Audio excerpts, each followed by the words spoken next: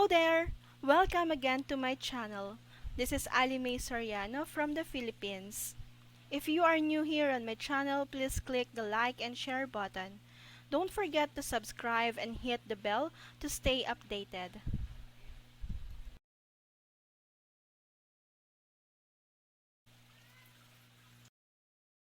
For today's video, we will discuss about the 3 ways on how will you improve your English skills. So without further ado, let's get started. So today's video, we will discuss about the 3 ways to learn English. Why do you need to learn or improve your English skills? So ano nga ba yung mga 3 bagay para matuto ka ng pagsasalita ng Ingles? Isa-isahin natin yan ngayong araw. We all know that learning English as a second language can be a challenging task. So here are the ways on how to improve your English skills. First one, read. Second one, listen. And the last one, and the most effective one, speak.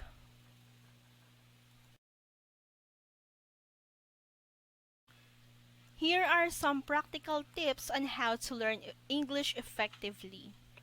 The first thing that you need to do is to read everything you can get your hands on, such as newspapers, websites, emails, and your social media feed. If it is in English, read it. Why? Well, this content will be full of juicy new vocabulary, as well as a fair amount you already know. This helps you improve quickly to learn vocabulary and gives you new examples in context.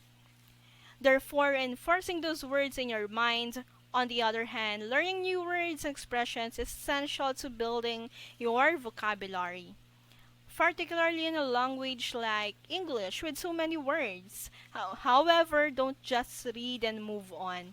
Next, you've got to actively take note of new vocabulary. This tip is a classic one for good reason. And believe me, it really works. When learning, we often enjoy a new word or phrase so much that forgetting it seems impossible. But trust us, not everything sticks the first time. To fight this, get into the habit of carrying around a funky notebook or using a tool like Evernote. Whenever you hear or read a new word expression, write it down in context. That is, in a sentence and with its meaning noted.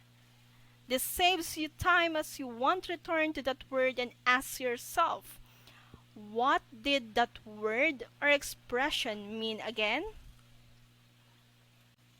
The second way for you to learn English is try to listen to any podcasts or YouTube channels in English.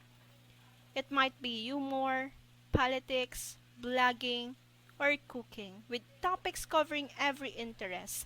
There's an English speaking podcast or YouTube channel out there for you. Try to listen while driving or watch during the commute to school or work. At first, you might find the native accents difficult, but stick with it and you'll soon start to understand what you hear. Have your friends post online in English? Don't gloss over them in your newsfeed. Scan the items they share and commit to exploring one or two each day. They might be news or magazine articles, videos, talks, blog posts, songs, or anything else. If it's in English and the topic interests you, it's going to be full.